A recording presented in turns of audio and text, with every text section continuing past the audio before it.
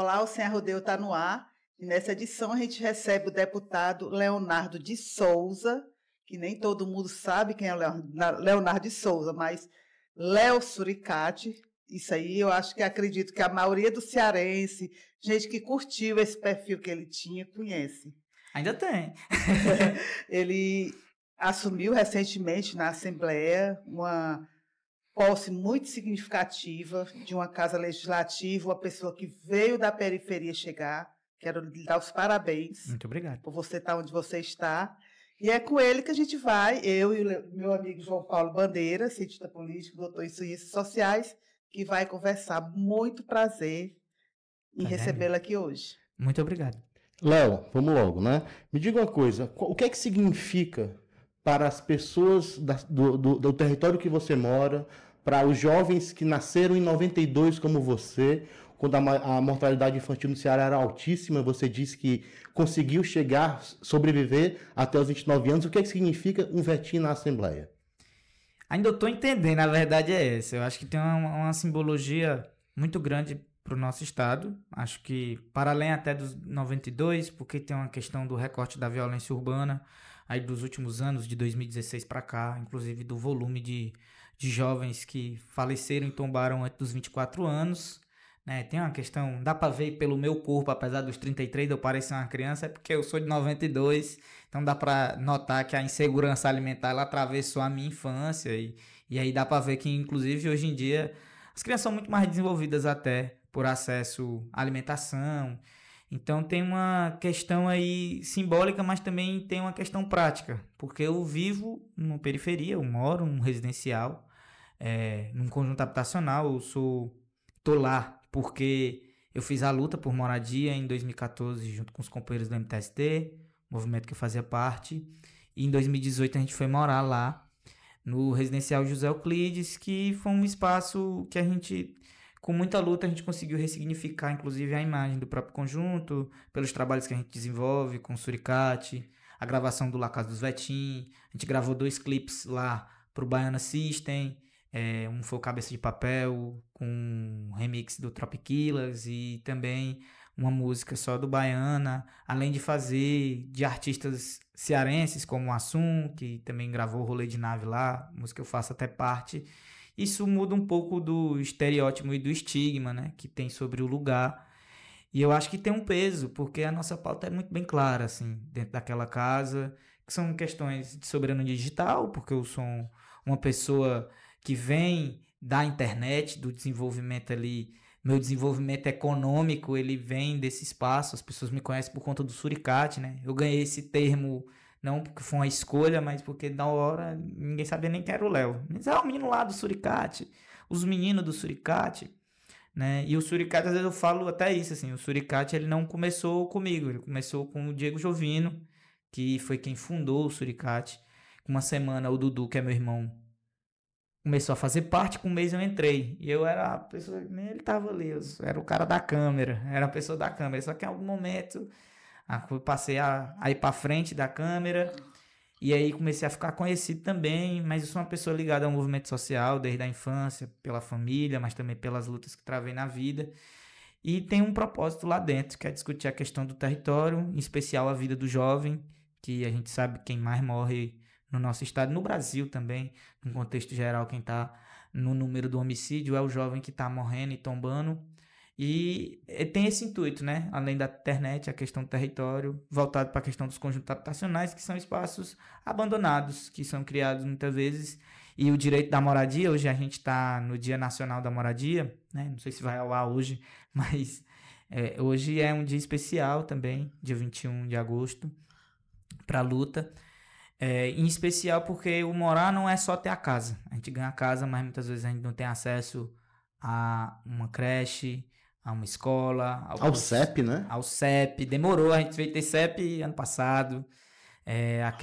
Questões muito básicas. Saúde. Então você acaba... Eu vou pegar o José Euclides como um exemplo. José Euclides, que é um bairro que nasce no meio do Janguruçu, um bairro... praticamente uma cidade dentro do bairro, onde tem quase 3.000 habitações, né? São 2.996 unidades, né? Então é muita gente e você inflama o bairro, né? Aí do lado tem o Luiz Gonzaga, que é outro grande conjunto, aí tem o Maria Tomás atrás, aí tem o Alameda das Palmeiras, aí tem o Cidade Jardim, então ali tem um cinturão de, vamos dizer assim, de diversos conjuntos habitacionais, onde os serviços públicos, eles, na maioria das vezes, o que chega é só o braço armado do Estado. Então a gente está lá dentro para poder discutir isso, além de uma questão simbólica de um vetinho chegar na Assembleia, de uma pessoa que sobreviveu, que passou dos 29 anos e vem da periferia, tem uma pessoa que vem de uma trajetória também de luta e que vem da internet, então tem várias questões simbólicas, mas tem questões práticas que a gente quer tocar na política do cotidiano do povo cearense, em especial os periféricos.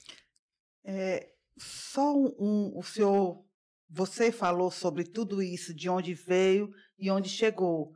E eu acho que isso serve também de inspiração e de esperança para muitos outros vetinhos, como você chama, que estão lá nos Euclides ou em outro local na periferia de Fortaleza, de ter a possibilidade de ascender. Eu queria que você fizesse, de uma forma resumida, quem era o menino, Léo, como foi essa sacada que você falou aí de vídeo, até ter essa visibilidade, porque todo mundo lhe conhece pela visibilidade, a partir da visibilidade. Mas antes tinha toda essa história, talvez de discriminação, de morar em terras ocupadas, para depois conquistar outro lá. Então, eu queria que você fizesse de forma resumida, que a gente nem tem tempo para contar essa sua história bonita, para servir de inspiração. E quem está lá na ponta também pode chegar onde você chegou. Tem uma coisa importante na minha vida que foi a questão da escola, né? A relação escola, que é uma coisa muito forte na minha formação, assim. Eu começo na comunicação por causa que eu estava dentro da escola e participava do jornal da escola. E aí foi lá que eu conheci também, me aproximei mais do Diego, que foi a pessoa que fundou o Suricate, que também a gente começou a trabalhar na internet. Então tem um desenvolvimento aí da minha vida a partir do ambiente escolar. E o futuro para mim era um futuro comum. Eu imaginava terminar o ensino médio, até porque eu comecei a trabalhar com 15 anos de idade. Então eu imaginava fazer o ensino médio e aí depois ir trabalhar de carteira assinada. Esse é o caminho natural para gente que vem da periferia, né? Acabar servindo de mão de obra, seja na construção civil, na área de serviço. E eu trabalhava na área de serviço, né? Comecei trabalhando, inclusive, com lojas de informática. Eu era a pessoa que carregava o computador de um lado para o outro ali. Não era um técnico, né? Então, assim, a internet, ela me formou. Minha capacitação foi autodidata. O YouTube foi, talvez, a minha escola para poder editar, poder gravar, poder aprender como é que usa essas ferramentas. Do âmbito digital mesmo, de como é que usa os programas. Então foi uma trajetória até comum, porque tem muitos jovens hoje em dia que aprende na marra. Vai no YouTube, bota lá. Então me sinto um igual a maioria dessas pessoas, assim. Inclusive fisicamente, esteticamente. Sou uma pessoa que acaba que mete as tatuagens no braço desse jeito. Isso aqui eu tinha 24 anos quando eu fiz. Nem tinha dimensão do que eu... Porque já causa um estigma, já causa um preconceito. E aí também tem a questão da própria visão da sociedade, né? Eu costumava até falar muito na época da Casa dos Vetinhos, que eu era aquela pessoa que quando eu passava na rua, mesmo eu sendo franzino, magrinho, mas as tatuagens, a estética, fazia com que muitas vezes as pessoas, as tiazinhas, às vezes protegessem sua bolsa, assim, eu via elas, ou então prevenção de perdas dentro do supermercado, começava a me seguir. Aí quem foi que perdeu o que ali, né, dentro do supermercado? O que ele tá com medo que se perca, né? Então eu sempre tive essa mensagem da sociedade, então eu me vejo muito parecido com os VET, mas sabendo que eu tive oportunidades e acessos que me colocam num lugar diferente. A escola foi um ambiente, o movimento social foi outro, os amigos, né, a luta social num contexto geral, me deu a oportunidade de ter conhecimento que talvez eu não tivesse, se eu não tivesse a sorte de nascer naquela família, ter conhecido essas pessoas, talvez eu tivesse tombado no meio do caminho aí ao longo da vida, mas graças a Deus eu não tombei. A internet, ela te deu visibilidade, né, a você e uma geração inteira que encontrou lá espaço de emprego, espaço de renda, espaço para desenvolver a criatividade. Lá no Zé Euclides, vocês têm várias projetos, né? Tem a Zona Viva de Cultura, tem as Cozinhas Solidárias, né? Que são uma rede de apoio a essas pessoas que vivem lá no território. E nesse contexto de várias desigualdades e várias ausências de direitos, surgem novos direitos, né? E o direito à internet, ele vai surgir nesse contexto. Como é que tu percebe esse direito à qualidade de vida online, esse direito à vida online como um elemento necessário a abrir espaço para usufruir dos outros direitos que uma grande parte ainda está alijado? E eu queria que tu faça um pouco do teu projeto sobre a internet. Assim, a gente propôs ontem, se não me engano, a gente já botou lá, apresentamos na casa uma PEC, né, um projeto de... proposta de emenda constitucional. Proposta de emenda constitucional. Inclusive, eu vou fazer um vídeo explicando o que diabo é isso, porque assim, as pessoas, que diabo é PEC, né? Que a maioria do povo não sabe o que é um projeto de lei, o que é uma PEC, né? A gente quer colocar como, em cima do inciso 14, uma emenda lá constitucional para colocar como um direito humano universal, como a ONU já reconhece, né? O Ceará, ele é o segundo maior encontro de cabos de fibra óticas do planeta. Nós somos ponta de lança no debate da estrutura. Inclusive, em 2008, nasce o Cinturão Digital, ainda no governo Cid, que estrutura todo um cinturão de todas as macro-regiões do estado e que leva acesso à internet para toda a região do Ceará. Mas, infelizmente, apesar de nós ter toda uma estrutura, o nosso acesso ainda ele é de baixa qualidade. Você vai na periferia, o acesso ele é muito ruim ainda. Então, apesar de a gente ter uma internet barata, a gente tem condição de ter uma internet com muito mais qualidade do que, por exemplo, em São Paulo, né? Que tem uma internet melhor e a internet que vai para São Paulo sai do Ceará, o cabo. Então, é bom a gente levar essa discussão para dentro daquela casa, mas também para o povo cearense entender que a gente é uma possibilidade de transformação digital para o Brasil e para o mundo. No segundo maior encontro de cabo de fibra ótica, não é à toa que vai ter uma proposta aí de fazer um data center na Caucaia, que o TikTok, em parceria com a Casa dos Ventos. Não é à toa. Não vem para cá só porque o Ceará tem as praias lindas. É porque existe uma tecnologia desenvolvida. E a gente já vem discutindo isso antes mesmo até de entrar lá. Começamos a fazer essa discussão de internet livre em 2013. Inclusive, o vereador na época, João Alfredo, foi uma pessoa que tentou colocar isso em discussão na Câmara, na época, inclusive, da votação do Lula, para tirar uma parte do orçamento da publicidade, que seriam 10%, para 10% do orçamento da publicidade, para desenvolver internet Wi-Fi na cidade de Fortaleza, que na época seria em torno de 2,7 milhões, eram 27 milhões em publicidade gastas pela Prefeitura de Fortaleza. Então, assim, a gente tem um apurado nessa discussão e se intensifica isso ao longo dos anos. Ainda mais quando a coisa do selfie explode em 2016 e todo mundo começa a usar o Instagram, a coisa do smartphone, aí o acesso muda. Inclusive, hoje em dia tem jovens que sabem mexer no celular e não sabem mexer no computador, não sabem o que é um mouse. Então, a gente quer discutir esse acesso e a qualidade do acesso, porque a gente sabe do poder de transformação. Eu vi várias pessoas mudarem de vida, passarem de meros desconhecidos a grandes referências. Não é à toa que um cara que nem o Whindersson Nunes sai lá de Bom Jesus e passa a ser uma das maiores figuras do planeta Terra no quesito a questão do entretenimento digital. E a gente sabe que hoje o acesso à cultura, muitas vezes, principalmente para a população mais jovem do nosso estado, em especial os jovens da periferia, é a internet. É o TikTok, é o Quai, é o Instagram. Então o YouTube, nessas plataformas de streaming, né?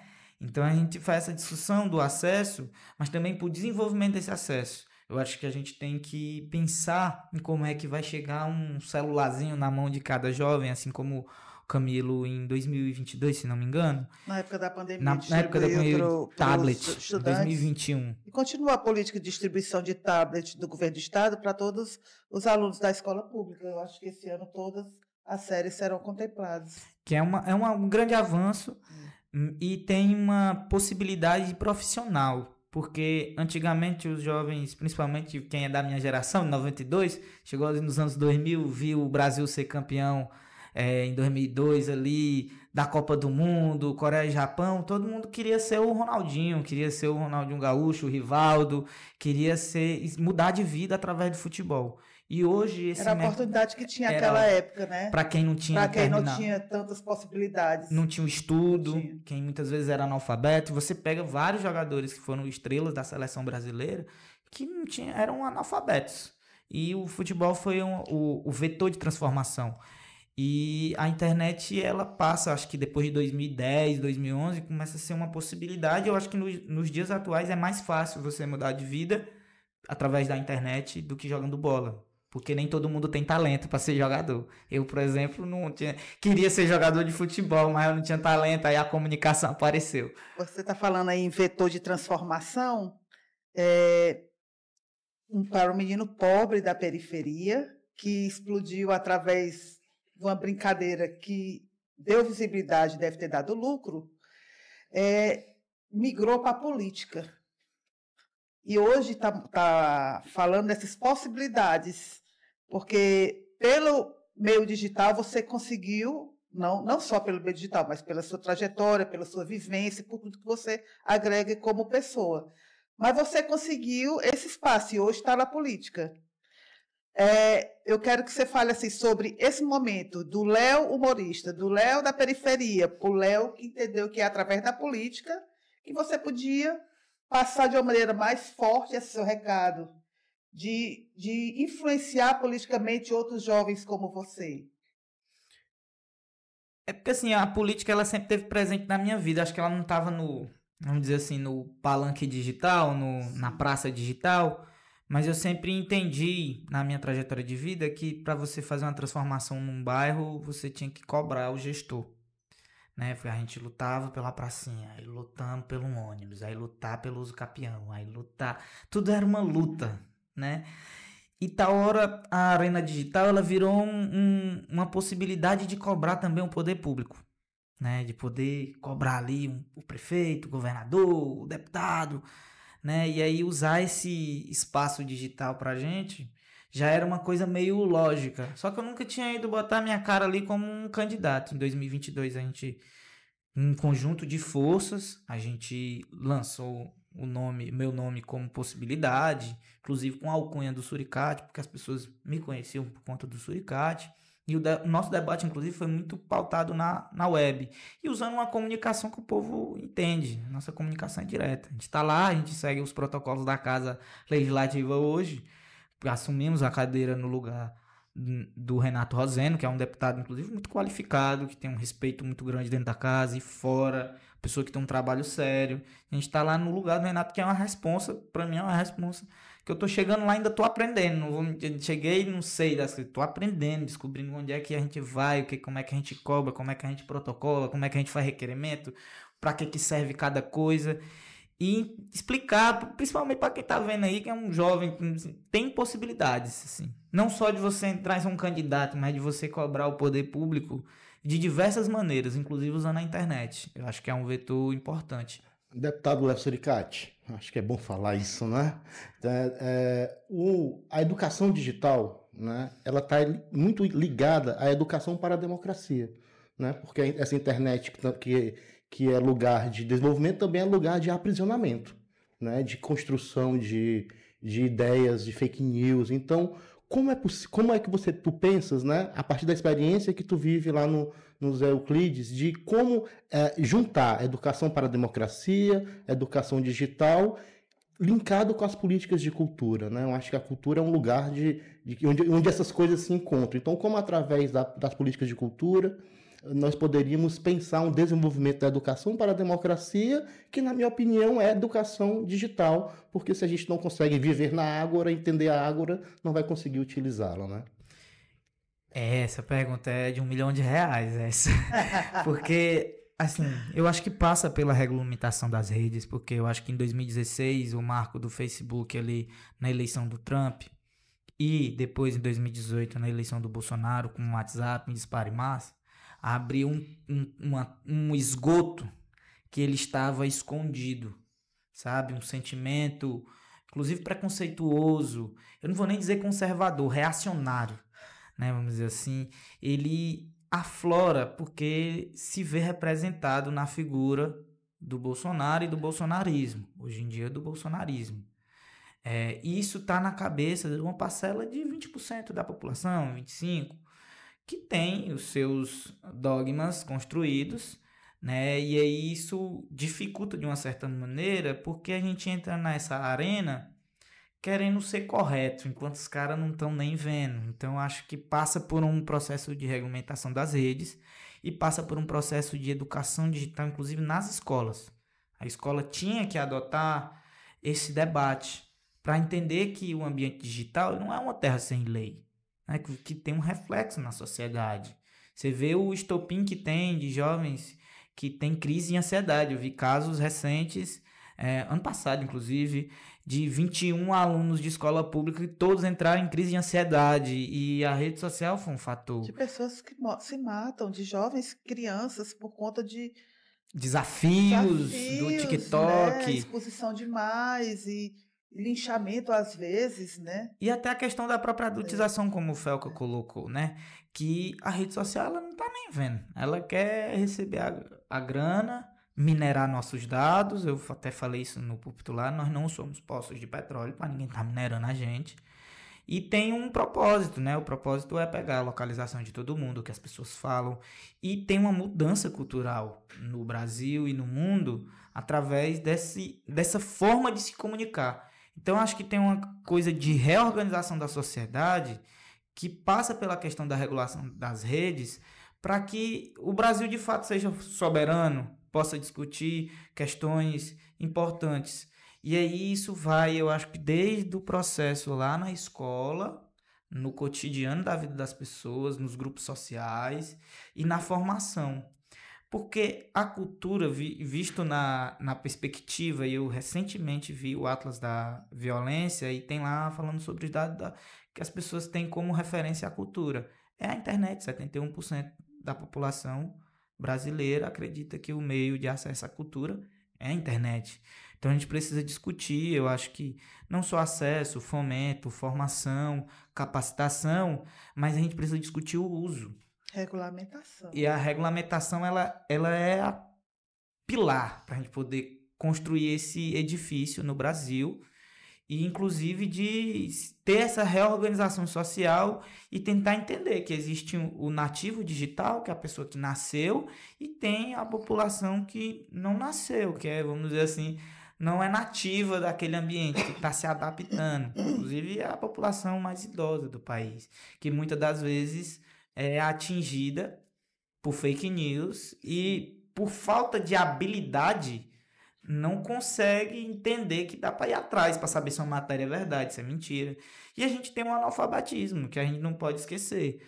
O Brasil ainda é um país que tem muita gente analfabeta e tem os analfabetos funcionais, que às vezes sabem ler e não sabem interpretar o texto. Então passa por um trabalho que eu acho que ele é muito transversal entre a educação, entre a proteção social e a questão cultural. Porque se a gente não entender que culturalmente a gente mudou, a gente vai estar secando um oceano com uma colher. Então passa por ações pequenas, criações de aparelhos nas periferias, desenvolvimento humano, questões econômicas. Inclusive tem um projeto do Guilherme Boulos que foi colocado no Congresso agora, que é a Lei Elon Musk, que vai discutir a questão da receita que é gerada com nossos dados nas redes sociais para que o usuário ele tenha um retorno econômico, porque a plataforma digital ela ganha muito dinheiro, né? Diferente, por exemplo, vou pegar o exemplo da uberização, do Uber, do iFood, do 99, eles ficam com uma porcentagem do trabalho daquela pessoa que está ali entregando. Nós estamos todo mundo trabalhando de alguma forma para a rede social e esse retorno econômico ele não vem. Então, assim, a gente precisa discutir esse ponto, que inclusive eu acho que vai ter uma melhoria com questão em relação a Betis, ao Tigrinho. Não é à toa que a nossa juventude ela é encantada por isso, porque é o meio mais fácil de você ascender economicamente, né? E aí acaba, lógico, uns ascendem e outros descendem por conta de que tem muita gente que inclusive perde tudo que tem e bota no jogo online. No meio desse debate que o senhor falou, tem muito oportunismo político. Essa história da regulamentação já foi muita guerra em torno disso, porque contraria os interesses das grandes, né? E a partir dessa denúncia do FELC, que é uma denúncia que todo mundo sabe que existe, né? Foi toda uma movimentação política, não que eu esteja contra a denúncia, mas assim, já criaram a lei que estão chamando no Congresso de lei do Estatuto da Criança Digital. O Criança ECA Adolescente Digital. Criaram uma CPMI mista sobre esse assunto. Mas regulamentar, como você falou aí, deputado, como usar, para onde vai o dinheiro, quais os limites, esse debate se estende há uns anos. E não existe essa vontade. E a gente entra e sai de eleição com essas fake news, com pessoas que não têm o hábito, pessoas que não nasceram no mundo digital, que são enganadas. Existe a manipulação da verdade e não existe interesse político de mudar isso aí. Porque é aquilo, né? A população que não gosta da política, que tem a maioria, inclusive, é antipolítica, acaba beneficiando quem gosta muito, inclusive que usa desses mecanismos para continuar no poder. Você pega agora a questão das IAs. Imagina o que vai ser de deepfake na eleição de 26. Aí. A gente vai ter de mensagem de mentira com a cara, por exemplo, do Lula, aí falando qualquer asneira, porque a galera vai ter condição de fazer isso. Hoje em dia a gente está num estopim de mudança tecnológica que as coisas estão escalando muito rápido, né? É a IA agora. Inclusive tem boa parte da juventude que está, às vezes, se aconselhando com uma IA, né? Tá sendo acolhida por um IA, não... Isso a gente tem que estar atento, porque é uma mudança, vai ter uma mudança muito séria no comportamento no futuro dessa nação. Então, acho que a gente tem que estar atento. Eu acho que o Brasil, como Estado, precisa avançar. A gente tem um Marco Civil da Internet, que é de 2014, que tem esse intuito, mas que precisa ser, de uma certa forma, até o STF está discutindo isso, uma certa atualização por conta mesmo de que mudou o uso da rede de computadores, que aí antes era uma coisa, agora é outra. E essa dinâmica é muito frenética e acaba que o Estado não acompanha a velocidade que é a própria web e o desenvolvimento tecnológico do mundo, porque essas empresas não são do Brasil, as empresas são de fora. E não é à toa que essas empresas, por exemplo, tá o CapCut, tá o TikTok, tá o Google, tudo, por exemplo, patrocinando eventos do PL, onde inclusive estão formando gente para que no ano que vem exista uma espécie de guerra digital, onde a fake news vai comer solta e o Estado brasileiro não tem controle sobre isso, né? É você derrubando um vídeo aqui e o vídeo circulando por todo o território nacional. Você derruba num canto e aparecem milhares, né? Então, e aí tem questões de fazendas, de celulares, desenvolvimento, robôs. Brasil, inclusive, dos acessos do Spotify, o Brasil é o país que mais tem acesso de streaming fazenda, né? Que são tudo artificial. E a gente às vezes entra nossa, esse artista aqui bombando, e o artista não bota uma pessoa no show. Não bota 10 pessoas, né? Então isso vai mudar o comportamento da gente e a política ela precisa acompanhar o ser humano, o cidadão. Não dá para uma tecnologia aparecer agora e desconstruir nosso acordo social. E é porque o Brasil tem uma das constituições mais avançadas, né, de outros estados no mundo, e mesmo assim a gente não consegue avançar. E a extrema-direita, ela se vale disso, engana o povo, diz que é censura, querem lhe censurar, mas não é bem isso. A questão ela é mais profunda, ela é uma questão de proteção, inclusive, proteção das pessoas e do Estado brasileiro. Então a gente tem que ter essa atenção, acho que essa discussão não pode sair do radar, e a eleição do ano que vem ela é muito mais pautada sobre o legislativo, inclusive os senadores, e é onde a extrema-direita vai vir com muita força, com um interesse muito grande em cima disso, porque eles querem passar o carro em cima da gente. Então a gente tem que estar atento para o debate, sabendo que é difícil, que é complicado e que muitas das vezes a gente vai precisar usar da legalidade do STF para que essas coisas não se sobreponham ao próprio Estado brasileiro. Uma empresa que nem o Elon Musk tentou durante muito tempo pautar o Brasil. Agora é o Trump. né? Não é à toa que na posse do Trump estava o Jeff Bezos, estava o CEO do Google, estava o Mark Zuckerberg e estava o próprio Elon Musk como secretário de Estado. Então a gente já sabe quem são nossos inimigos, eles são poderosos. E hoje as empresas mais ricas do planeta são as Big Techs.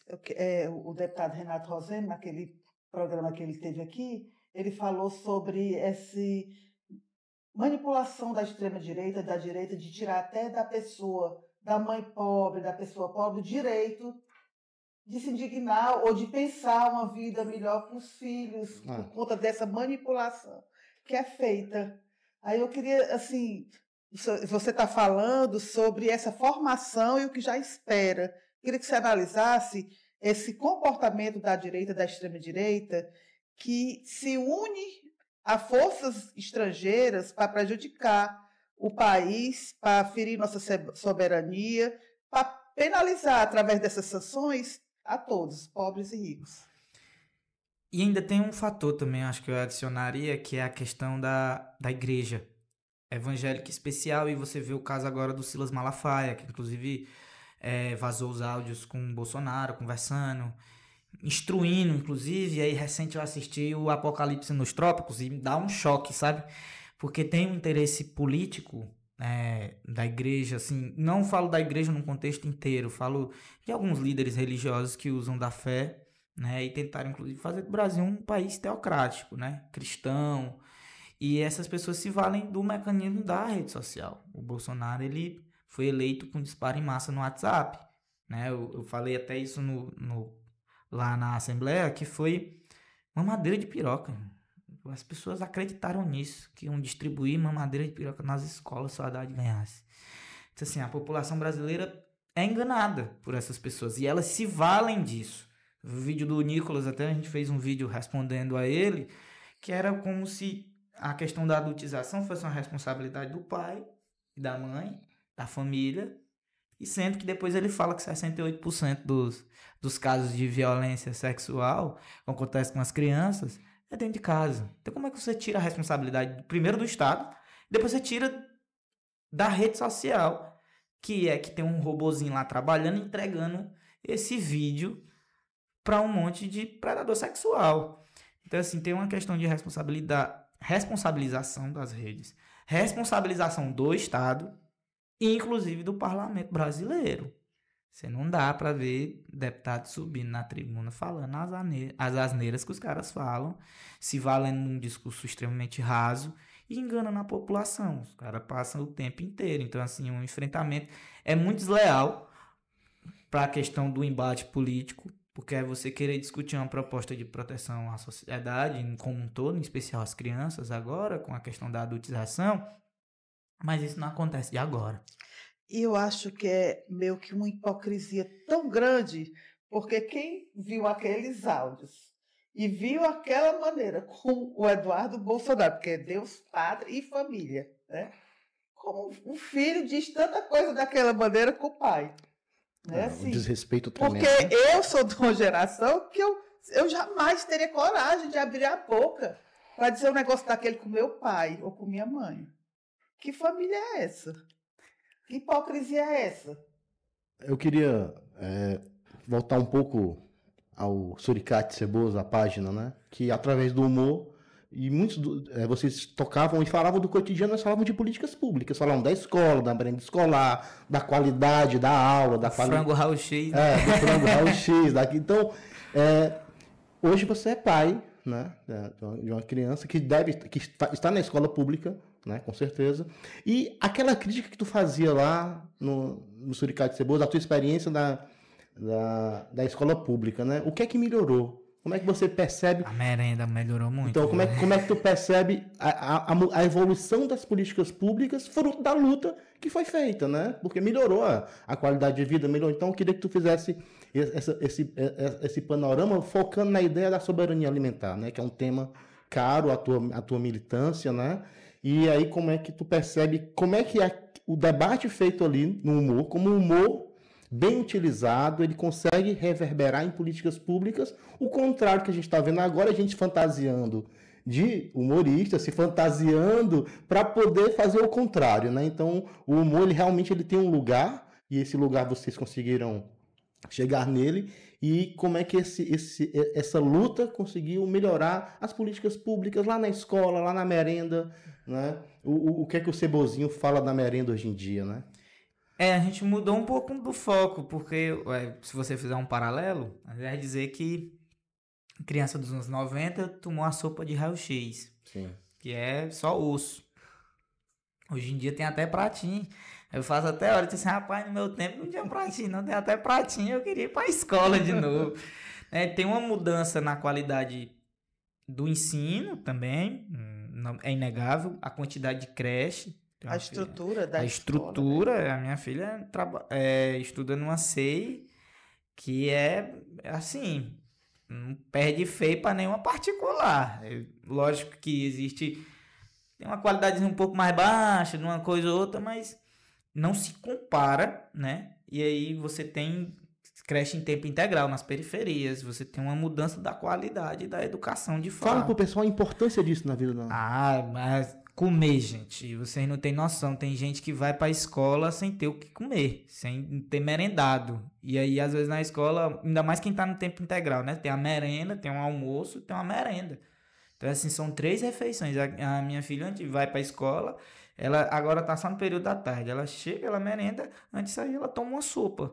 Eu tenho condição de dar uma boa alimentação para minha filha, mas boa parte da periferia que tá ali, a alimentação na escola, ela faz parte da sobrevivência. Se a escola tivesse o funcionamento do fim de semana e tivesse alimentação, pode ter certeza que as pessoas iam estar dentro das escolas para usar o espaço da escola, mas também para poder se alimentar. A gente ainda sofre muito com a questão da desigualdade. A gente tem uma população, 50% das famílias recebem R$400 por mês, gente. Então, assim, o Bolsa Família faz toda a diferença na sobrevivência da população mais pobre. Não foi à toa que quando teve o auxílio emergencial na pandemia, a economia deu um boom porque as pessoas começaram a consumir. E não era consumir, vou comprar um carro, vou comprar, era comida. Então, assim, é bom a gente olhar para isso, que eu acho que através do humor a gente fez muita força, a gente fez uma discussão, e tem uma coisa do humor que eu gosto sempre de tocar, que o humor é um tipo de, apesar é uma arte, é também uma linguagem, é uma forma de você se comunicar, e as pessoas se valem do humor às vezes para chegar, através do riso. É mais fácil você falar sobre coisa séria arrancando o riso de alguém do que fazendo ela chorar. Então o riso, ele é uma ferramenta muito importante. Os Canis diziam que o humor é tudo, até engraçado, né? Você pode fazer uma crítica e no final dar um punch ali, e aquilo ali tira o peso da situação e joga a coisa, como até eu falei, o frango raio-x, né? A sopa de frango raio-x. Então tem uma coisa aí do humor que a gente utilizou e se valeu durante muito tempo, que é poder amenizar a tristeza da gente. Eu acho que tem uma coisa do humor cearense já, que a gente é meio, vou usar até, né? A gente é aleijadinho, né? O grande artista plástico, que é tão belo ao mesmo tempo que é tão trágico também, porque a gente às vezes tá rindo, e tem um cálculo que eu aprendi até com Moisés Loureiro, que ele dizia que, ele diz assim, tragédia mais tempo igual humor. A gente tirou o tempo. Nosso cálculo é toda tragédia dá pra fazer piada. É porque cearense ri da própria desgraça. Ri da própria desgraça e usa o humor como um mecanismo de linguagem, e a gente usou durante muito tempo, inclusive na nossa campanha. E quem acompanha a gente, por exemplo, na questão do mandato, vai ver que a gente tá usando uma linguagem simples, leve, direta, mas que tá tocando em pontos que às vezes é complicado para a população entender, como a regulação das redes sociais, a questão da violência. Vai dizer assim, é polícia que vai resolver? Não é mais, gente. Olha o tanto de investimento que está tendo. Existe polícia. Não estou dizendo que não tem que acabar com a polícia, não. Estou falando isso, não. Porque a extrema-direita dá maior valor quando você fala assim, a questão da violência tem que ser um acompanhamento desde a infância, para você cuidar do imaginário, do coração, disputa de coração e mente, empregabilidade. É um outro caminho. É assim que você vai diminuir a desigualdade. Não é à toa que o pé de meia, como política pública, chega e você tem uma diminuição dos neném. Os neném agora são 12%, chegou a 24%, diminuiu metade. A gente tem que diminuir mais. Tem que ter política pública voltada para esse público, que não saiu da escola. Chegou um caso pra gente de uma criança de 11 anos que não sabe escrever o próprio nome, porque é atípica, e aí não sabe escrever o próprio nome, e tá dentro de um projeto social, e a gente fica pensando, como é que a gente vai falar com essa mãe, que tem que cuidar, que é mãe solo, que tem mais 2 filhos, 3, e dizer que o filho dela tem que ter um futuro em dignidade, né? E dizer para essa criança que vai chegar na adolescência e que não vai entender a falta de acesso que ela tem. Qual vai ser a alternativa, né, que o Estado vai oferecer? Até porque é negado pra gente. Negado pra gente escola, é negado pra gente educação de qualidade, é negado pra gente saúde de qualidade, acesso à questão do transporte público, monoconjunto habitacional, que o ônibus passa só numa parte do conjunto. Então a gente precisa discutir o acesso à política pública, porque o Estado ele tem que cobrir todo mundo. Se cobre quem mora no Meireles, tem que cobrir quem mora lá no Janguruçu também.